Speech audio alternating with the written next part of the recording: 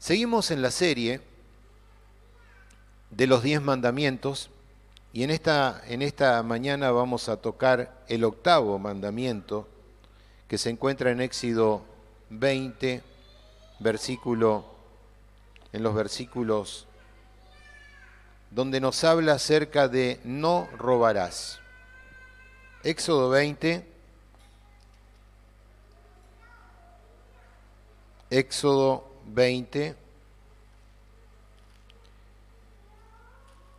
octavo mandamiento, así en el versículo 15,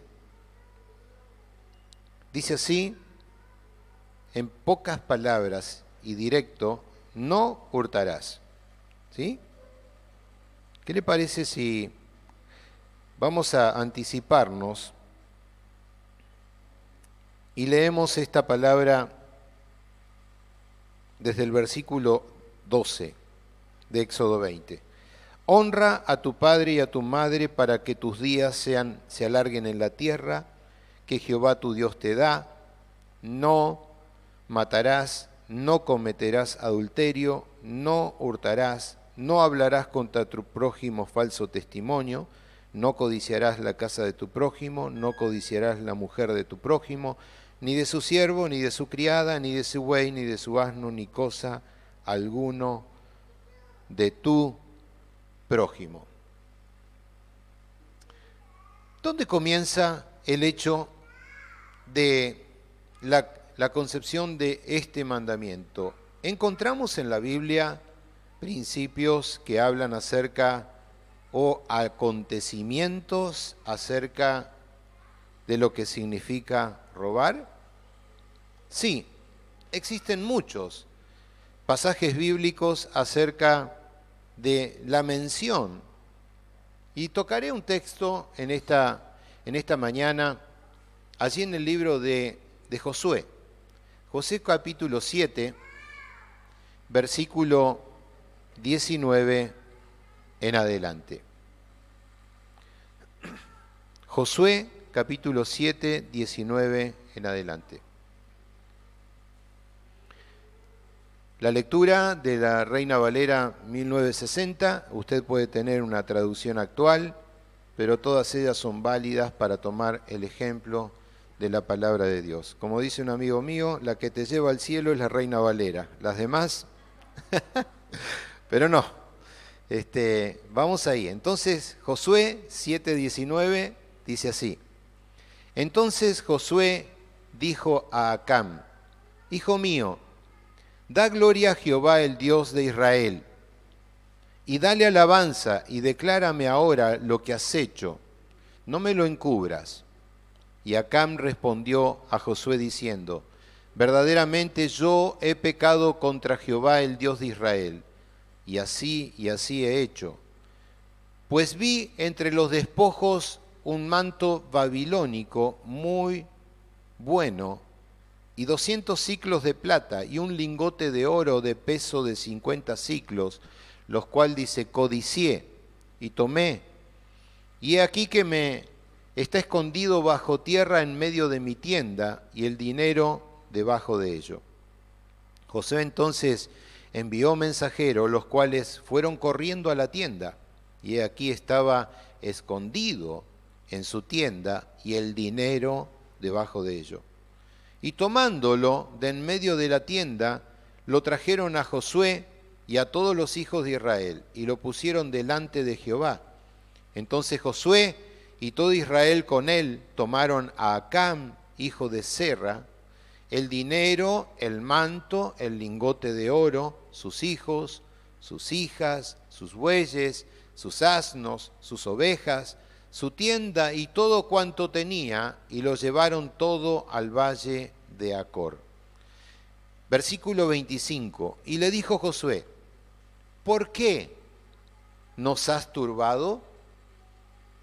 Túrbete Jehová en este día. Y todos los israelitas los apedrearon y los quemaron después de apedrearlo. Y levantaron sobre él un montón de piedras que permanece hasta hoy. Y Jehová se volvió del ardor de su ira, y por esto aquel lugar se llama el Valle de Acor hasta el día de hoy. Esta es una de las terribles historias que nosotros encontramos bíblicas que nos hablan acerca de lo que es robar, de lo que es hurtar. Hay muchas otras más. Aquí comprendemos y nos habla acerca de un soldado del ejército de Israel que se llamaba Acán, ¿no? Que este soldado es descubierto en desobediencia. Quien era en ese momento el general del ejército era Josué, ¿verdad? Y en una derrota allí en esa ciudad de Jai, una ciudad pequeña, después de haber tenido una gran victoria que habían tenido allí en Jericó. Todos conocemos esa historia, ¿no? Tan importante de la victoria que tienen en Jericó, pero en una pequeña aldea llamada Jai, ¿no? Sufren una gran derrota. Pero esta derrota tenía una causa. Tenía una causa. Y había sido establecido de parte de Dios una orden. Y la orden era que la ciudad totalmente estaba bajo maldición. Y aún también todas las personas que habitaban y todo lo que poseían estaban bajo maldición. O sea, Dios les había advertido y por lo tanto no debían tomar nada absolutamente de lo que estaba en la ciudad de Jericó ni en sus aledaños. En el capítulo 6 de Josué, versículo 18, Dios les da la advertencia y le dice: pero ustedes cuídense de lo que es el anatema, no toquen ni tomen cosa alguna del anatema. Anatema es maldición, ¿verdad? No tomen absolutamente de ninguna cosa que es maldita. ¿Por qué? Si ustedes toman algo del anatema, el campamento de Israel lo van a ustedes turbar. Ahora, ante esta situación de la derrota, Josué, el general del ejército, se pregunta y dice para consigo: ¿por qué motivo nos vino esta maldición? ¿Por qué motivo hemos sido derrotados cuando hemos tenido una gran y tremenda victoria en Jericó?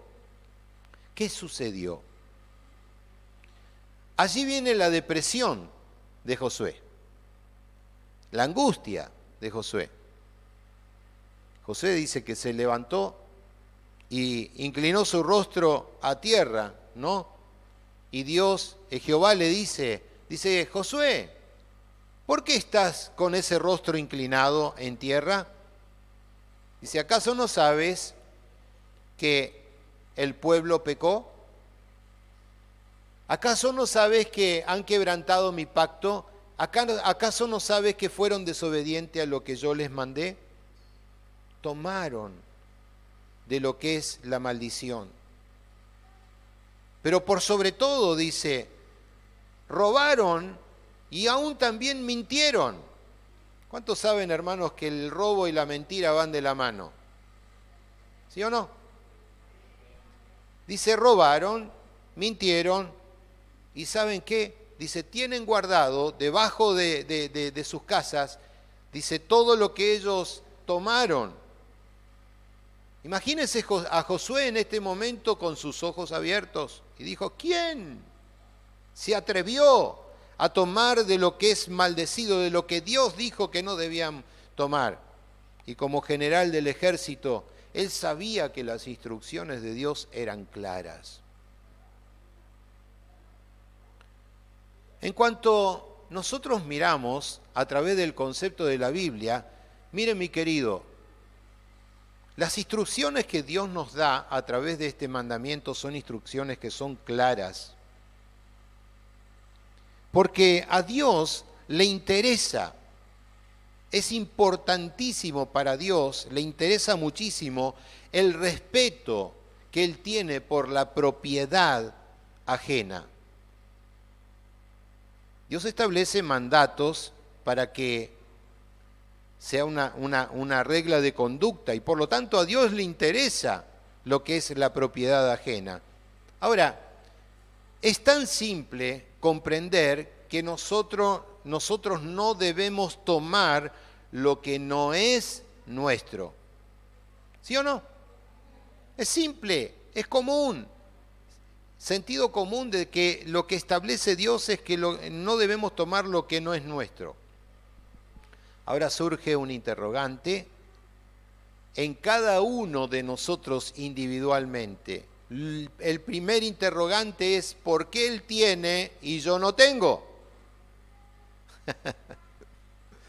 ¿Por qué él puede y yo no puedo? ¿Por qué el impío prospera y yo no prospero?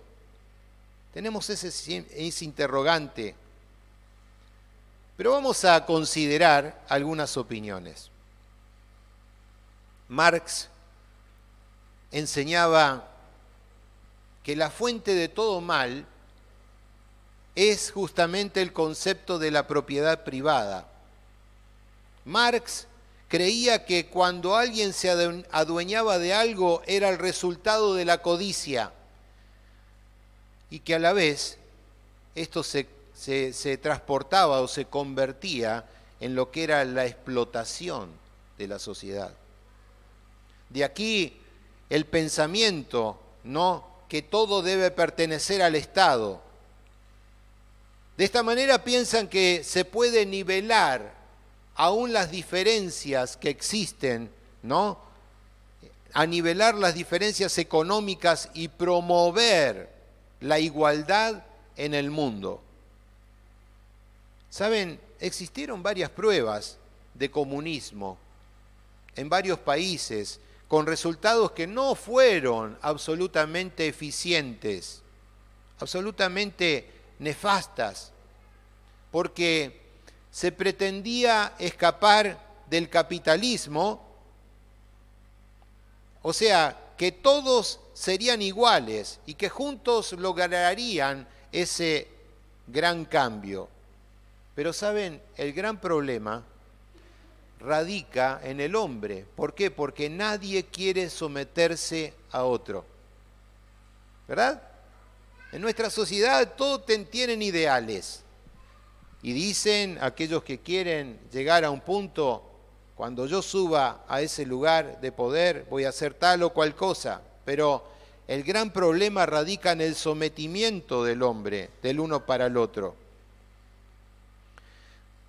Existe el egoísmo, existe el desconformismo que hace imposible sostener los conceptos de los principios socialistas. Y aquí no estamos hablando de partido comunista ni socialismo, simplemente damos un ejemplo de lo que existe y lo que sigue marcándose en el mundo. Una persona llamada Lane William, en los años 1894 al 1896, de Inglaterra, él vino con una idea revolucionaria, estableciendo y querer establecer el concepto marxista. Él tomó una ciudad aquí en las fronteras del Paraguay para establecer una comunidad. Y saben, él creía en el concepto de la igualdad. Propuso un proyecto, estableció grandes comunidades para que lo siguieran. Y fue grande la derrota que él sufrió. Y aún con problemas de salud durante muchos años, terminó totalmente desilusionado en su fracaso de lograr la igualdad y erradicar el egoísmo, estableciendo un concepto socialista. Usted lo puede googlear de esta manera de lo que estoy hablando. Marxista es aquel que dice que la propiedad le pertenece al Estado y en un ámbito representa al trabajador, teóricamente. Capitalista, ¿verdad? Dice que la propiedad le pertenece al individuo. Pero, ¿qué nos dice o qué concepto nos da la Biblia al respecto? ¿Saben? Se opone totalmente a ambas conclusiones. Y vamos a explicarlo un poquito más adelante, en un momento. Cuando hablamos nosotros acerca de la desigualdad, debemos aceptar que existe mucha, pero mucha confusión entre la desigualdad y lo que es la justicia. La desigualdad es lo que frustra a muchos. Entonces uno comienza a buscar formas para mejorar la sociedad, ¿verdad? Todos queremos mejorar la sociedad y la desigualdad es eso que nos frustra porque decimos, ¿por qué no podemos tener mejor las calles ordenadas? ¿Por qué no hacer lo que tenemos que hacer? ¿Y por qué el vecino me tira la basura delante de mi vereda? Entonces sufrimos porque no hay un concepto donde todos, como diríamos, cantemos el mismo tango o bailemos el mismo tango. Y nos desilusionamos porque no llegamos al punto de encontrar el equilibrio para mejorar nuestra sociedad. Pero aún también los actos de injusticia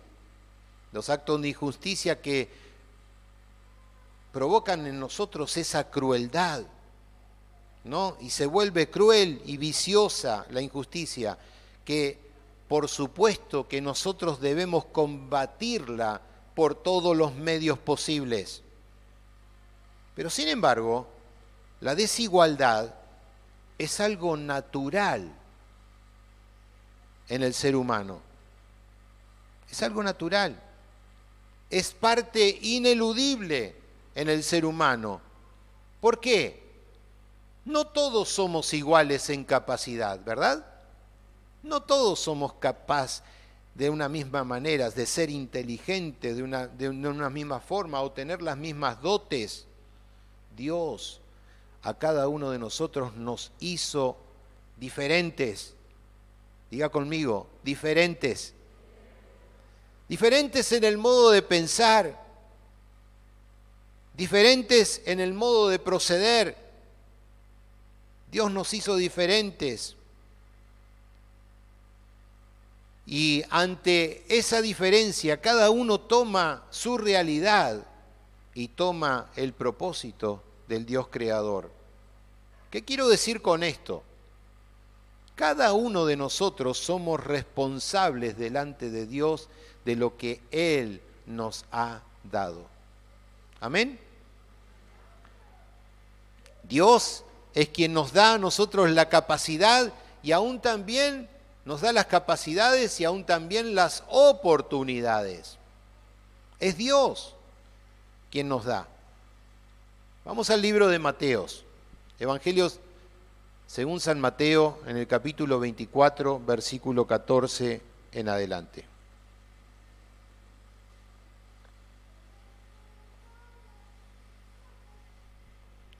Mateos 25, 14 en adelante. Dice así: porque el reino de los cielos es como un hombre que yéndose lejos, llamó a sus siervos y les entregó sus bienes. Y a uno dio 5 talentos, al otro 2, y al otro 1, y a cada uno conforme a su capacidad. Y luego se fue lejos. Y el que había recibido 5 talentos, ¿qué hizo? Fue, negoció con ellos y ganó otros 5 talentos. Recuerde que dice la palabra que le dio conforme a cada uno según su capacidad. A este le dio 5 y tuvo la capacidad también de multiplicarlo por otros 5 más. ¿Sí? Versículo 17. Asimismo, el que había recibido 2, ganó también otros 2, según su capacidad. Pero el que había recibido 1, fue y cavó en la tierra y escondió el dinero de su señor. La parábola de los talentos. Esta representa primeramente que existe un dueño. Este dueño dice que emprendió un viaje y le deja en responsabilidad que debían llevar a cabo, ¿no? Por supuesto, al dueño, ¿qué le interesaba? Saber que ellos estaban listos para que cuando él regresara, lo que se le había dado pudiera ser multiplicado. Y saben, el dueño no esperaba de que ellos se pusieran en pasivos, más bien esperaban que estén activos, que aprovecharan esa oportunidad y que pudieran multiplicar según lo que él consideraba que eran capaces de hacer. Se les entregó una única oportunidad. Ahora, analicemos esto. El talento es sencillamente el nombre de una suma que es muy grande de dinero. En términos modernos, nosotros podríamos tomar el equilibrio que diríamos que son muchos miles de dólares. Muchos miles de dólares. Y en esta parábola se le da un sentido, por supuesto, metafórico, ¿no?, al término. ¿Por qué? Porque se aplica a lo que son los dones y las habilidades que Dios nos da y que nosotros tenemos la responsabilidad de usar. A cada siervo se le fueron entregadas diferentes cantidades. Aún todas, por más que sea una, eran cantidades muy grandes, pero dijimos que se le entregó conforme a su capacidad. ¿Y qué esperaba el dueño? Que en esa proporción se pudiera multiplicar. Ahora, nosotros bien dijimos que Dios reconoce que todos nosotros somos diferentes y espera recibir de nosotros solo lo que corresponda. Solo lo que corresponda.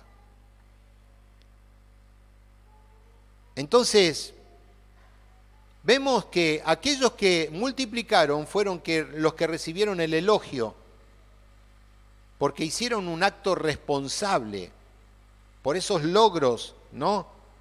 Pero aquel que recibió 1 dijo, yo tengo el don para 1, soy menor, se consideró menor. Y por lo tanto, cuando él se vio menor, no quiso hacer ese esfuerzo para multiplicarlo. Tomó el camino más corto. Y saben, el error del tercer siervo fue que no reconoció las intenciones de su dueño. Ese fue el error.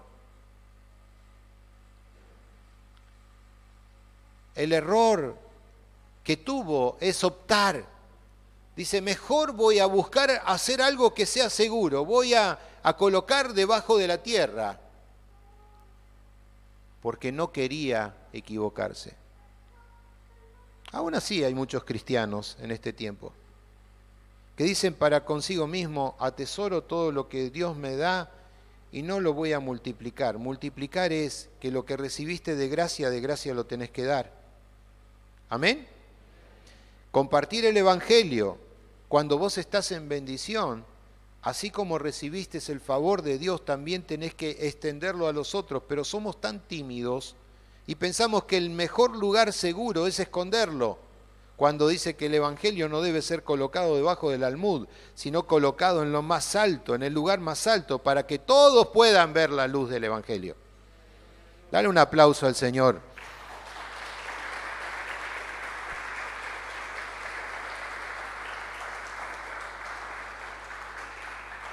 Quizás tengas miedo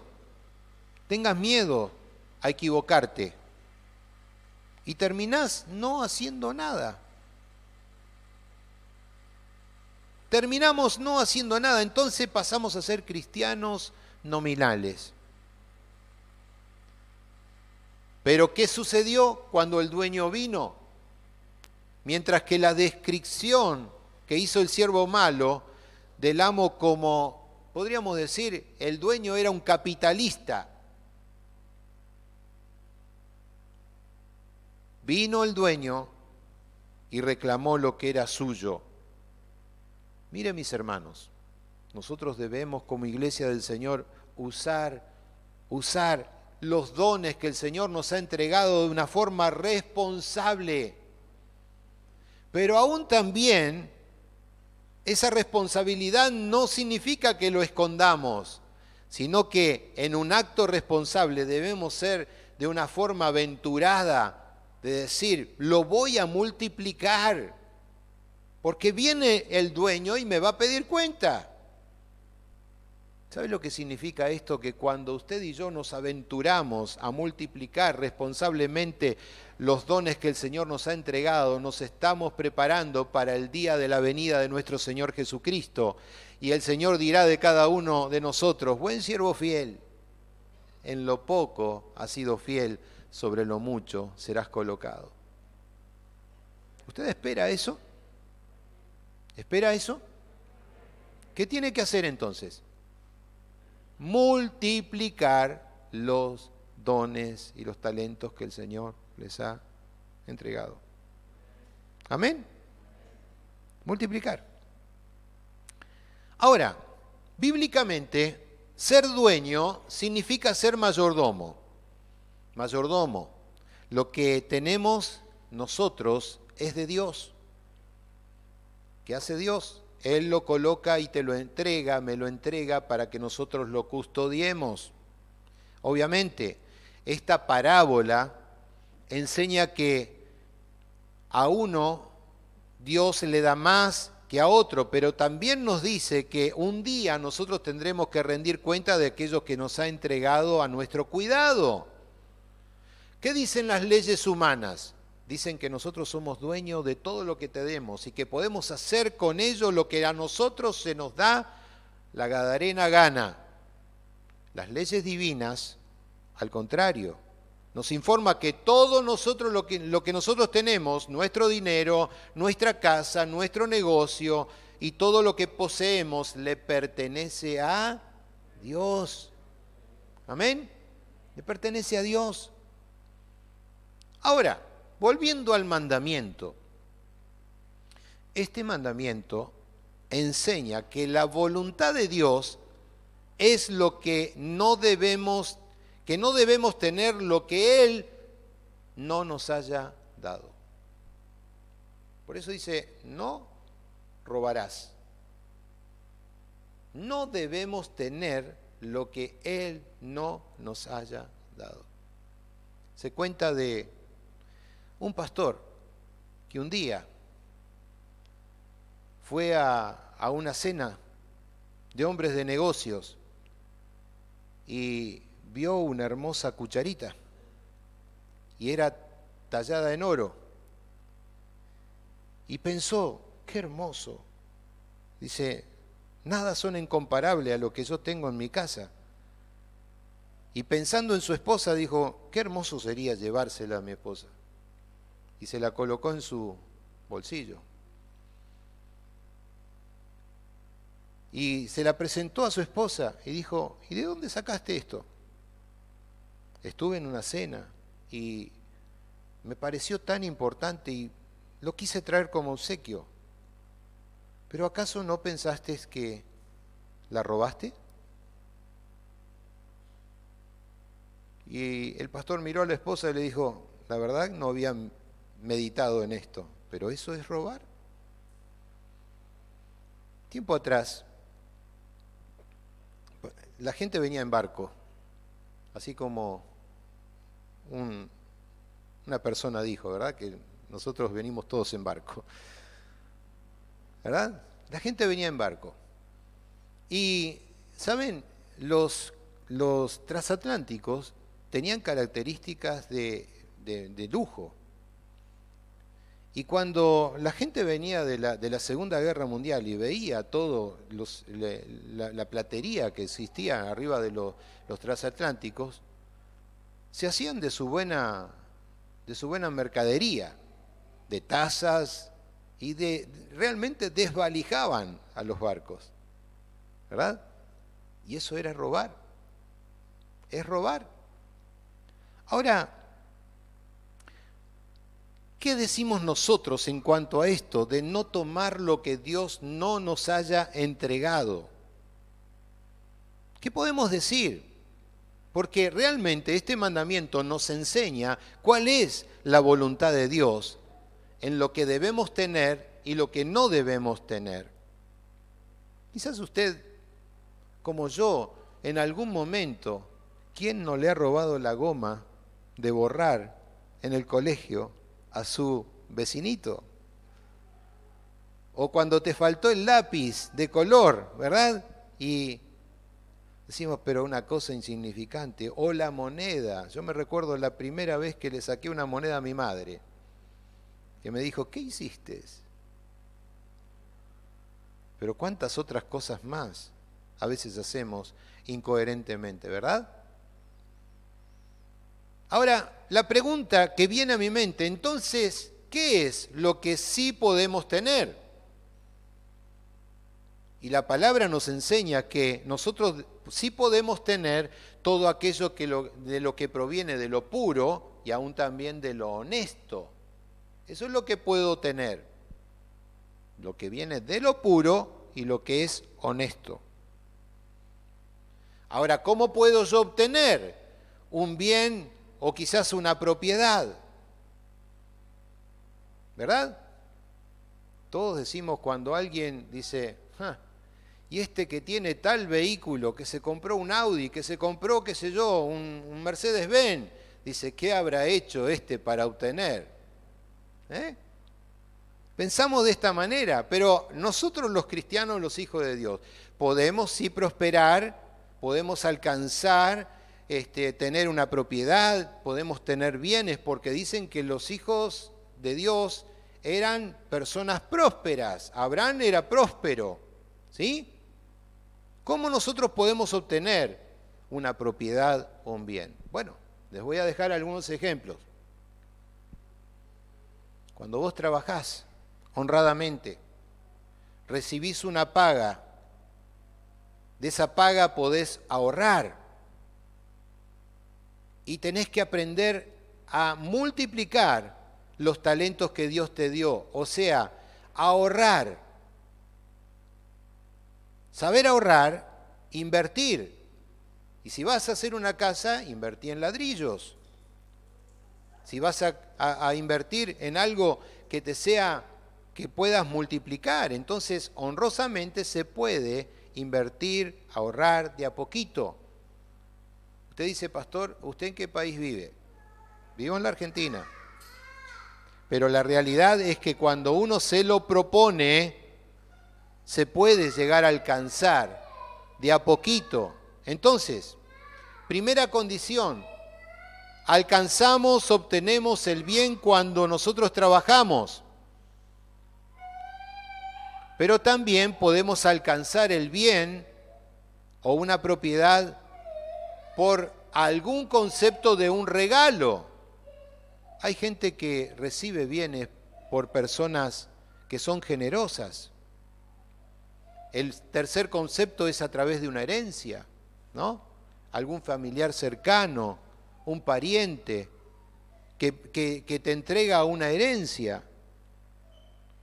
Usted sabe que hay gente que está sola, gente que muchas veces no sabe a quién dejar esa herencia. Y nosotros estamos tan preocupados muchas veces en querer hacer una casa y buscar. Y animo también a los padres, porque muchas veces hay conceptos que son equívocos. Hermano, esto es cristiano lo que estamos hablando. Animo a los padres a que dejen herencia para sus hijos.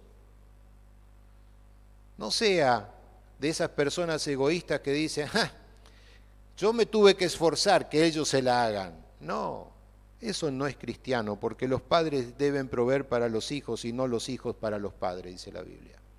Se la dejo ahí picando para que usted analice. Ahora, vuelvo a repetir, podemos tener bienes y propiedades trabajando, recibir alguna donación o algún regalo, alguna herencia familiar, pero también por medio de inversiones propias, o sea, negocios que sean legítimos, escúcheme bien, no ponga palabras que yo no dije, negocios que sean legítimos. Vamos al libro de Efesios, Efesios 4, 28.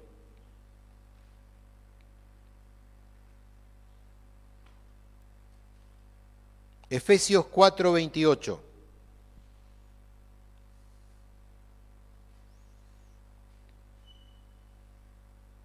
Nuevo Testamento.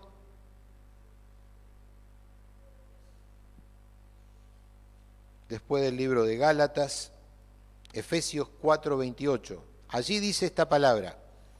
Dice, el que hurtaba, o sea, el que roba, no robe más.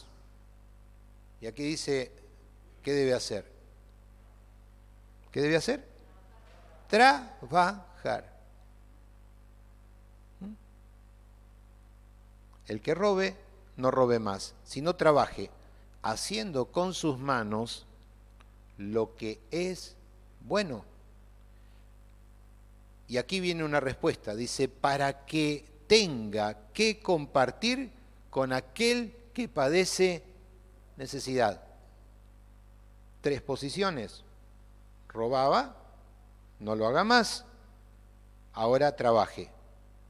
¿Con qué? Con sus propias manos. Dios te ha dado manos, ¿verdad? ¿Sí? ¿Cuántas? ¿1? 2. ¿Se ha preguntado por qué tenemos 2 manos, 2 orejas y una nariz? 2 manos nos ha entregado el Señor para que la derecha, la hábil, pueda producir y la izquierda acompañe. 2 oídos para que escuchemos más de lo que hablemos. Una sola boca, una sola nariz. Hay toda una alegoría y una enseñanza a través de eso. Pero Dios te ha entregado 2 manos. Dice, trabaje, no robe más, para que lo que hagas con tus manos puedas también ser ese modo para compartir con aquel que padece necesidad. Aquí se nos da un detalle, mis hermanos. Si te mantenés, escucha bien esto, si te mantenés pobre y no utilizás las habilidades y las oportunidades que Dios te da, ¿cuál va a ser el resultado? Si no multiplicamos, el resultado será que nosotros no vamos a poder ayudar a nadie, menos aquel que está necesitado alrededor nuestro, y vamos a desaprovechar esa oportunidad. ¿Por qué? Porque somos faltos de iniciativa, porque descuidamos el talento que Dios nos ha dado, descuidamos el deseo de Dios en ayudar a aquellos que son desvalidos. Y muchas personas dicen, bueno, yo sigo así. Pero escuche, usted y yo tenemos talentos, tenemos oportunidades que Dios coloca de nosotros que no debemos desaprovechar. Por eso el consejo es, dice, si robabas, no robes más. Esto no aplica solamente a un ladrón en el concepto nocturno, sino cualquiera, ¿no?, que roba por medio de un fraude a otra persona, o le presenta mala mercadería, o le roba aún también en el servicio que le ofrece, medida falsa. ¿Cuántos otros conceptos? El no pagar lo que corresponde, aún también ser fraude en un contrato. Podríamos decir tantos ejemplos acerca de lo que es robar. El no pagar una deuda, ¿no? Mire cómo estamos como país. Cuando afrontamos responsablemente en su momento el decir que vamos a tomar una deuda en el Fondo Monetario Internacional y terminamos no queriendo pagar. Y usted dice, pastor, ¿qué culpa tengo yo? Si son los dirigentes. Pero somos culpables nosotros aún también de las personas que elegimos. Y vamos a dejarla ahí. El no pagar deudas. Pregunto, ¿qué es peor? ¿Robar de noche o llevarte la mercadería de día y no pagar? ¿Qué es peor? Los dos son robo. El consejo bíblico dice, no robes más, sino trabaje, haciendo con sus manos lo que es bueno.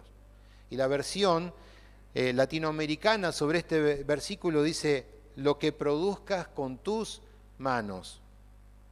¿Saben? Un problema grande que existía en la iglesia de Tesalónica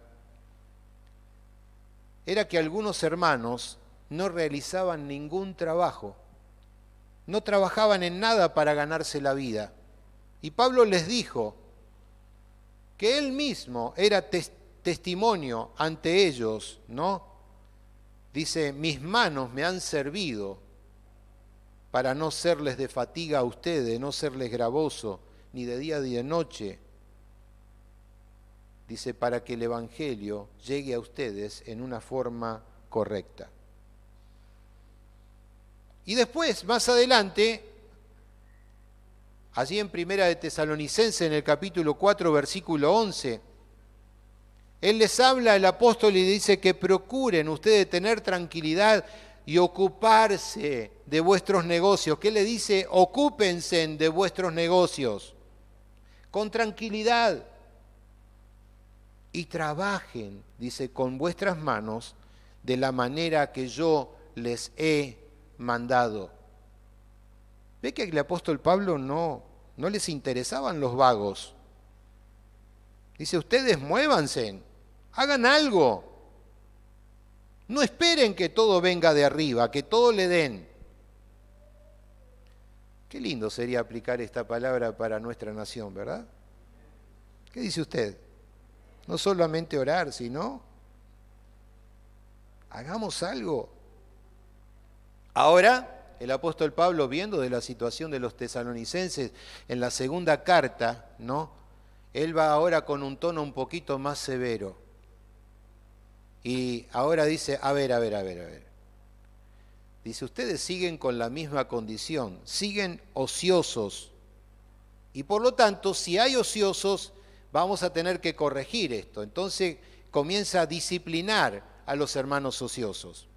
¿Por qué? Porque estaban desordenados. Entonces, allí en Segunda de Tesalonicenses, en el capítulo 3, en el versículo 6, Segunda de Tesalonicenses 3:6, dice así,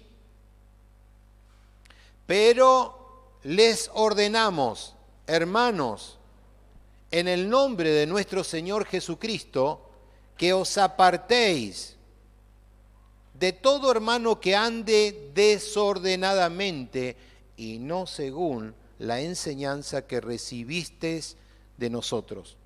Porque vosotros mismos sabéis de qué manera deben imitarnos, pues nosotros no anduvimos desordenadamente entre vosotros, ni comimos de balde el pan de nadie, sino que trabajamos con afán de día y de noche, para no ser gravoso a ninguno de vosotros.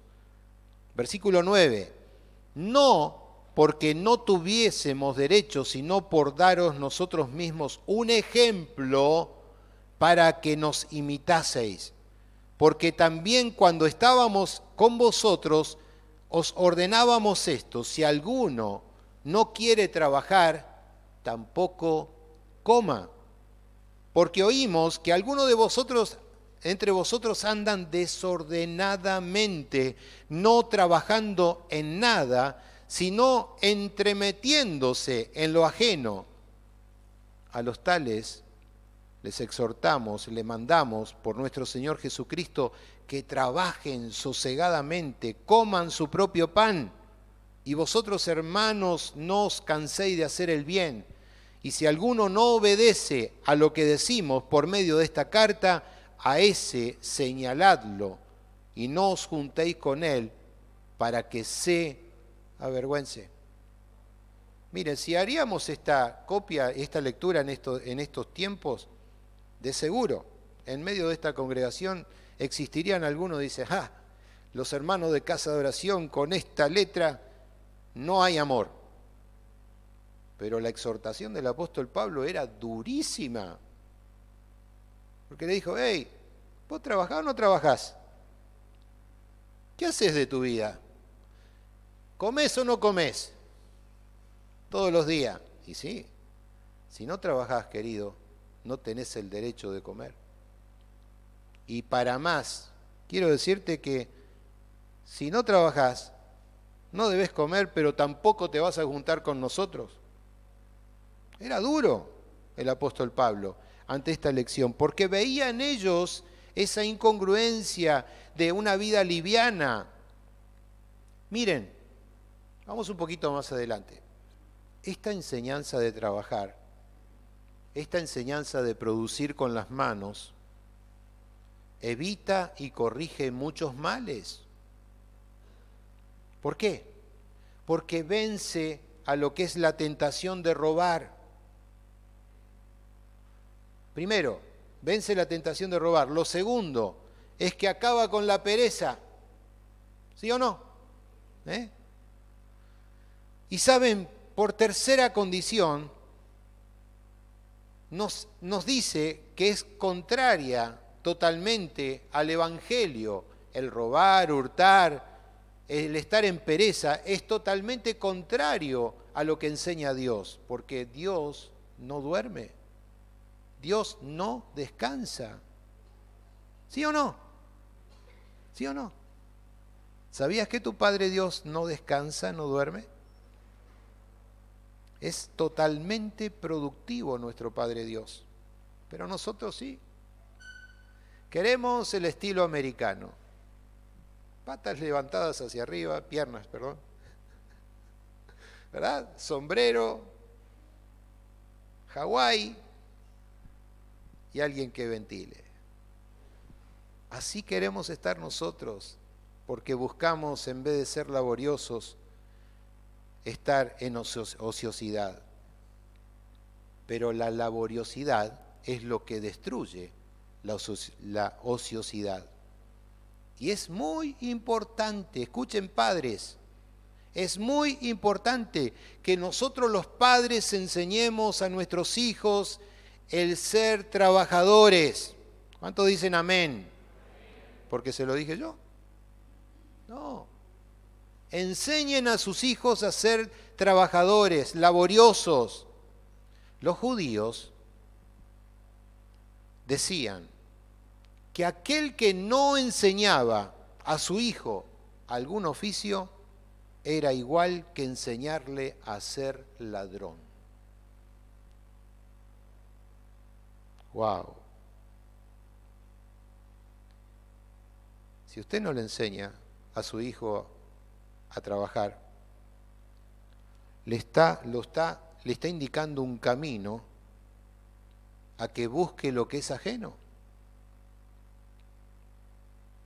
Aun cuando usted diga, pero él puede elegir. No. La corrección comienza desde casa. La enseñanza comienza en casa. ¿Sí? Padres, enseñen a sus hijos a ser laboriosos, a que trabajen, que hagan cosas buenas con sus manos, que ejerzan para que puedan también dar a aquellos que necesitan. Ahora, Una pregunta que vino a mi mente, porque hablando acerca del trabajo, muchas personas dicen, bueno, yo he conocido personas ladronas, ladrones, que en su momento decían para consigo mismo, ¿dónde vas esta noche? Me voy a trabajar. Y para él, el robar era un trabajo. ¿Sí o no? Y me pregunté y dije, bueno, si el robo es un trabajo para tal persona, ¿qué es el juego? Y la pregunta vino a mi mente, ¿el juego es de Dios o no es de Dios? ¿El juego qué parte toma en esta cuestión? Entonces, para una persona jugadora, ¿no? La primera pregunta es, hijo, ¿dónde estuviste? No, mamá, dice, me fui a hacer dinero, me fui a trabajar para traer algo de plata, ¿verdad? ¿Y dónde estuviste? Y mirá, me indicaron, o sea, mis compañeros me llevaron al bingo. Ah, qué bueno. ¿Y qué hiciste en el bingo? No, jugué algunas fichas y sabés que me fue bien. Me fue bien. Y luego de eso, ¿qué hiciste? No, así nomás nos pusimos en la mesa de la ruleta rusa, la ruleta, qué sé yo, porque yo no entiendo de esto, ¿verdad? Y estábamos ahí en el casino y de 5 gané 50. ¿Eso es multiplicación de talentos? ¿Qué dice usted? ¿No? El juego es de Dios. ¿Permite Dios que nosotros juguemos para que esto pueda ser ese dinero correcto que nosotros necesitamos para sustentarnos? No, mi querido. No. El juego es del diablo. ¿Saben por qué? Porque niega la integridad de lo que es el trabajo. Y esto no es nada más ni nada menos una nueva forma de robar. De robar. Es robo voluntario, en el mismo sentido que aquella persona que se enfrenta a una persona por duelo, ¿no? Y dice, yo te reto a un duelo. Ese duelo es un acto voluntario, que es un homicidio voluntario. En un duelo, ¿no? Se mata el uno al otro con el consentimiento. ¿Qué le estás robando cuando estás en ese duelo? La vida. Voluntariamente decís, te voy a quitar la vida, porque ahí uno tiene que ganar. El juego se roba el uno al otro con consentimiento, lo mismo. El juego no es conforme a lo que es la ley del cambio. Yo te doy esto y vos me das lo otro. No. Y saben, en la ley del juego, lo que se busca es reemplazar el dinero perdido. En lugar de seguir la ley del amor, se sigue la ley de lo que es la avaricia. Se codicia el dinero que tiene el otro. Y el juego siempre, por supuesto, se va a encontrar entre la mala compañía. Está relacionado el juego con las malas compañías, por eso usted ve los spots publicitarios, ¿verdad? Una ruleta y de costado tiene una hermosa mujer, ¿no? Con poca ropa, y de esa manera mucho dinero o el signo peso de costado, que nosotros abrimos los ojos como el tío rico del Pato Donald, ¿verdad? Y decimos, wow, ¿cómo quisiera tener? Advertencia, porque eso es avaricia. ¿Cuántos de ustedes me están entendiendo? ¿Amén? Entonces, cuidado, mis hermanos. ¿Por qué? Porque el juego te esclaviza. Quiero recordarte esto, que existen juegos que son adictivos. Y este fenómeno es un fenómeno notorio en nuestros tiempos, como lo es como el alcohol, como es la drogadicción, como son las diferentes causas que tienen atrapadas a la sociedad y que llevan a la ruina a muchas personas, que llevan a las personas al suicidio, fracasos en los negocios, negocios que se pierden, aún también familias que se destruyen por adicciones en el juego. Es un modo de robar a través de la avaricia, de la codicia. Y saben, actúa de una forma silenciosa. Silenciosa. La aceptamos como común. Esas prácticas se transforman en normales en la vida de muchos. Porque dice, no, ¿sabes qué? Tengo 1 hora de tiempo y tengo 50 pesos en el bolsillo. Y voy y perdí los 50. Mañana van y otros 50 y pasado otros 50 y ya no me alcanza. Entonces, cuando no tengo, la adicción me dice que le pida a la abuelita, que pobrecita cobró su jubilación, y abuela, mirá, yo te prometo que cuando vuelva de los 100 que me das, voy a traer 1000. Y los 100 quedaron por camino y la abuelita sin su jubilación. Permítame decirle, ¿no es esto lo que sucede en nuestra sociedad? Adicciones que llevan, por supuesto, y nacen desde el concepto, desde la avaricia. Y miren, el apóstol Pablo en Efesios 5:3, allí dice algo muy importante. Efesios 5:3.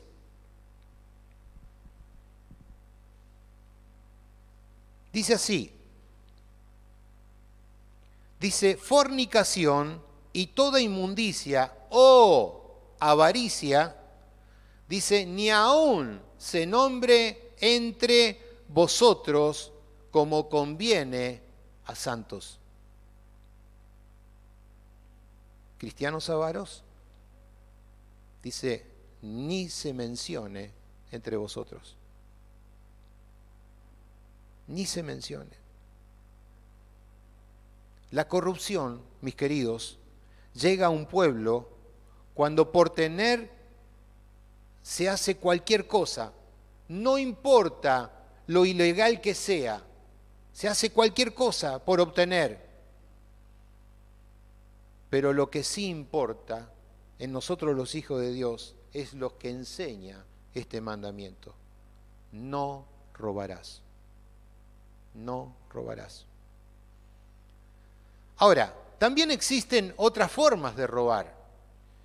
Sabemos y conocemos el famoso pasaje de Malaquías 3:8, ¿no? ¿Qué le decía a Dios? Dice, ustedes me han robado en los diezmos y en las ofrendas. Aun cuando nosotros sabemos que en el Nuevo Testamento no damos más del diezmo, ¿no? Allí se nos enseña en 1 Corintios capítulo 16.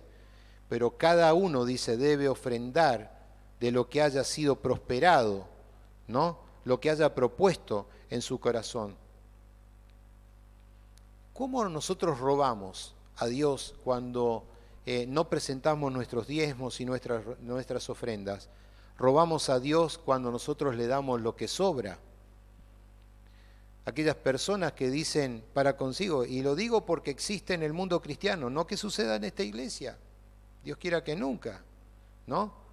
Aquellas personas que salen de vacaciones o se mudan a otro lugar de residencia y dicen, bueno, voy a tomar del diezmo porque lo necesito, voy a tomar de la ofrenda. Dios me conoce, Dios sabe que yo tengo necesidad. Y cuando dice, no falte el alimento en mi casa, ¿verdad? Tomamos y nos olvidamos de las ofrendas y acumulamos por mucho tiempo esa cuestión de decir, bueno, este mes ya pasé, y estás allí lo mismo que jugando, porque hoy son 100, mañana serán 50 más, y así sucesivamente, cuando esa ofrenda que le pertenece a Dios, ¿no?, hace que cuando no esté, no se puedan suplir las exigencias de la casa de Dios. La ofrenda se reduce y al reducirse la ofrenda tampoco puede haber la ayuda necesaria a lo que se debe aplicar. Entonces de esa manera se roba a Dios.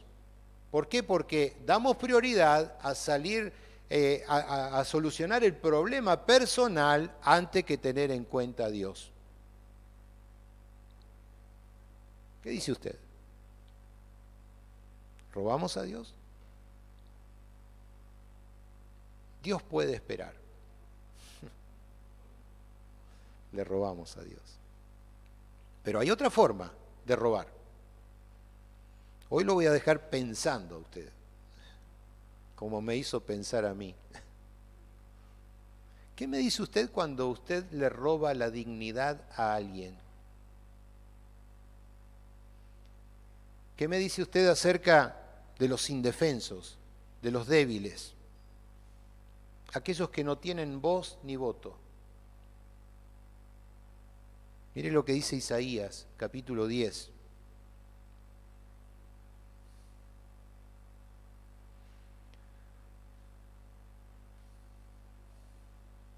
Isaías 10, versículo 1.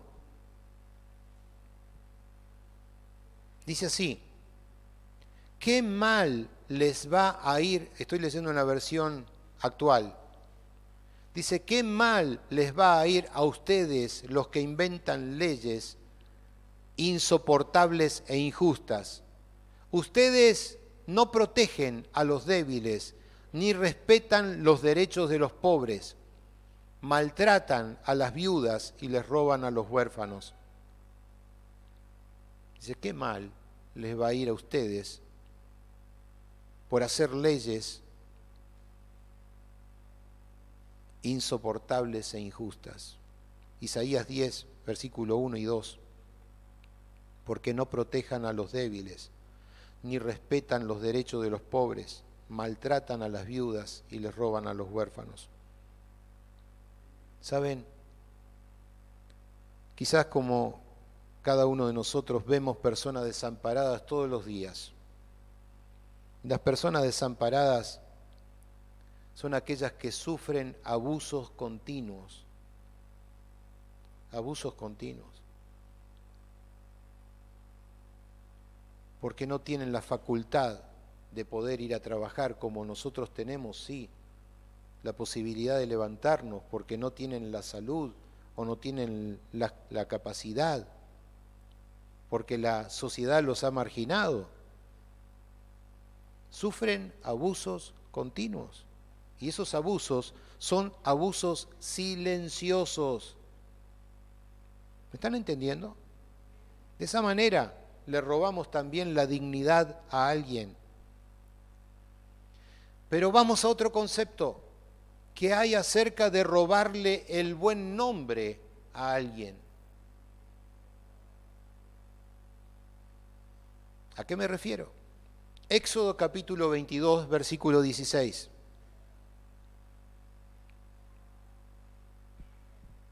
Búsquelo, por favor.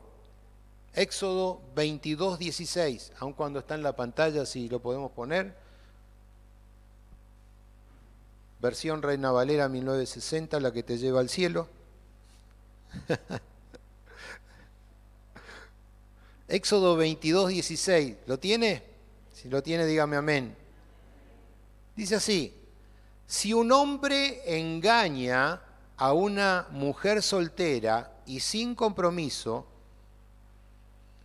y tiene relaciones sexuales con ella, tendrá que casarse con ella y pagarle a su familia la cantidad que los novios acostumbran dar al casarse.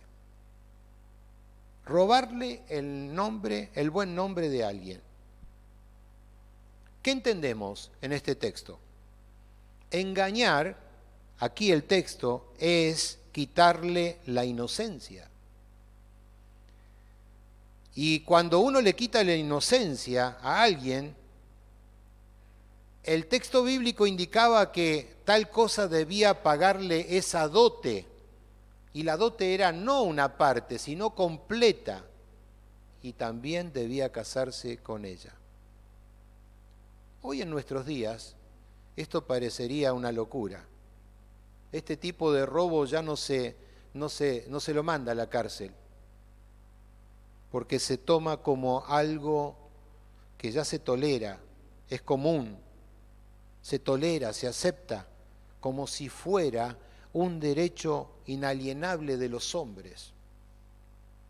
¿Verdad? Quitarle, robarle el buen nombre a alguien. ¿Qué dice usted? ¿Qué hacemos? ¿Quitamos Éxodo 22, 16 de la Biblia? No. Mis hermanos, como hijos de Dios tenemos que aprender que Dios ha dejado órdenes y mandamientos para que nos vaya bien. Amén. Pero bueno, vamos a otro concepto de otro robo. ¿Qué me dice usted del robo de ideas?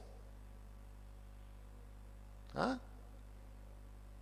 ¿Sabe usted que el plagio es un robo? Si usted roba una idea que es millonaria y dice, lo voy a aplicar para mí, para mi negocio, y ese autor ha colocado un derecho, usted está robando. Pero en nuestra sociedad dice, bueno, todo lo hacen, ¿por qué no lo puedo hacer yo? Todo el mundo copia, saca copia y copia y copia y copia, y aún en los celulares aprendimos a robar, porque copiamos y pegamos, copiamos y pegamos. Estamos robando ideas. Yo le animo a usted, Casa de Oración La Ferrere, de la cual yo soy responsable, que si usted tiene la posibilidad de escribir un texto bíblico, con sus propias palabras, hágalo. No se sume a la cantidad de personas que multiplicaron potencialmente un texto bíblico porque le parece lindo. Más lindo es cuando usted saca de su propio corazón esa palabra y la transmite. ¿Y sabe qué? Va a ser de mucha más edificación de que sea compartido por multitudes.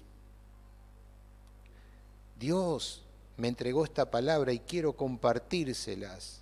Se las comparto y creo que va a ser de bendición y seguramente será de bendición. Pero no se sume al robo de ideas, no, porque eso es plagio.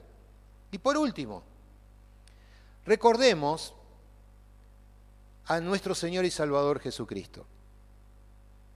En la cruz lo crucificaron entre dos ladrones. ¿Casualidad? ¿No? El uno a la derecha y el otro a la izquierda. Uno de ellos se burló de Jesús diciendo algunas palabras, pero el otro, ¿no?, le reprochó al que se burló. Los dos estaban en condición de pena, una causa sobre ellos. Lucas 23, en el versículo 39, nos habla y nos dice, y uno de los malhechores que estaban colgados le injuriaba, diciendo, si tú eres el Cristo, sálvate a ti mismo y a nosotros. Y respondiendo el otro, le reprendió, diciendo, ¿ni aún temes tú a Dios, estando en la misma condenación? Nosotros a la verdad, dice, justamente padecemos porque recibimos lo que merecíamos por nuestros hechos, mas este ningún mal hizo. Y se voltea hacia Jesús y le dice, acuérdate de mí cuando vengas en tu reino. Entonces Jesús le dijo, de cierto te digo que hoy estarás conmigo en el paraíso. Ladrones.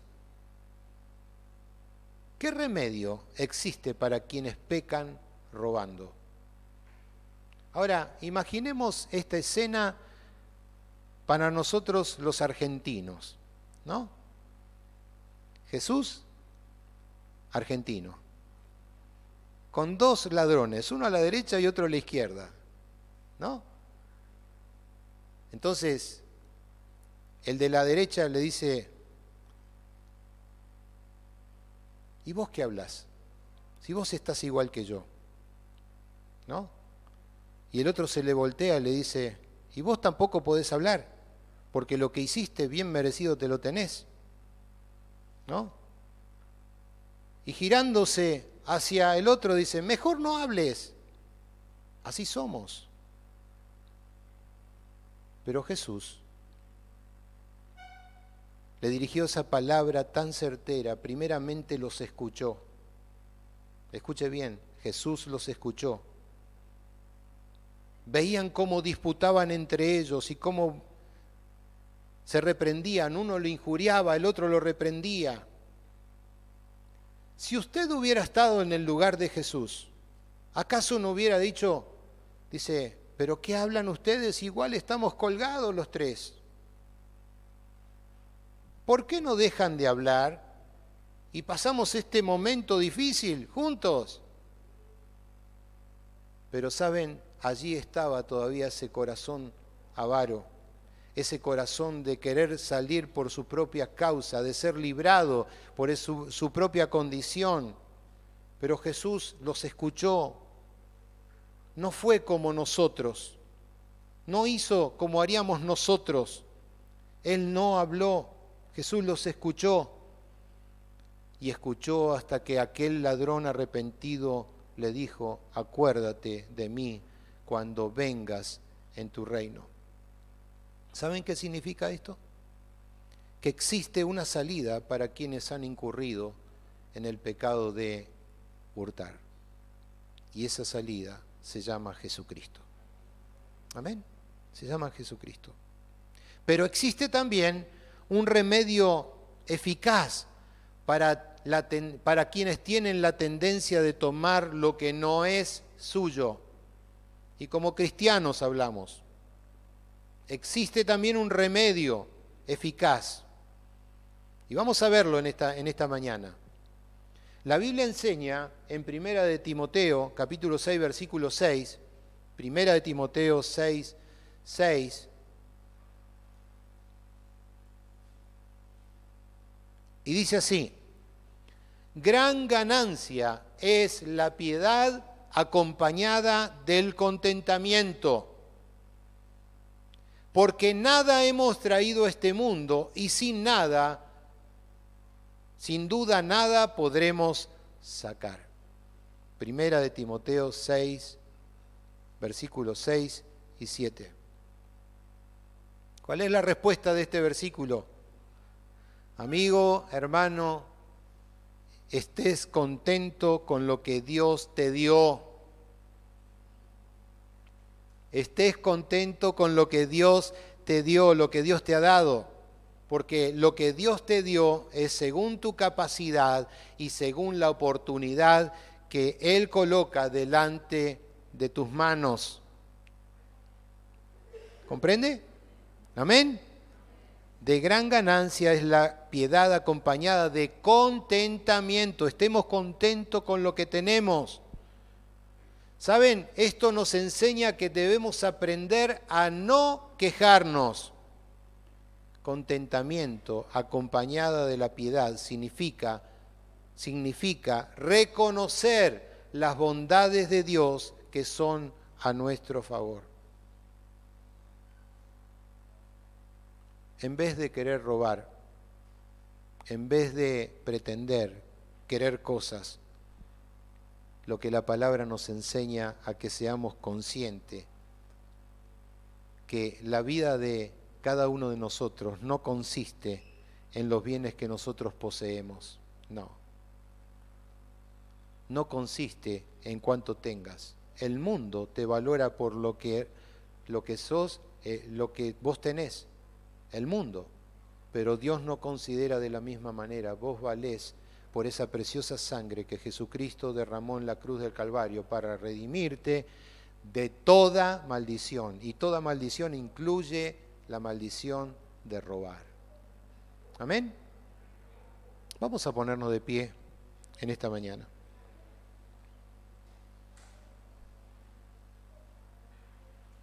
No sé cuál sea tu condición, pero quizás en esta mañana tengas este mandamiento delante de ti, que una vez más nos enseña y nos exhorta a tomar la dimensión según el corazón de Dios. No hurtarás.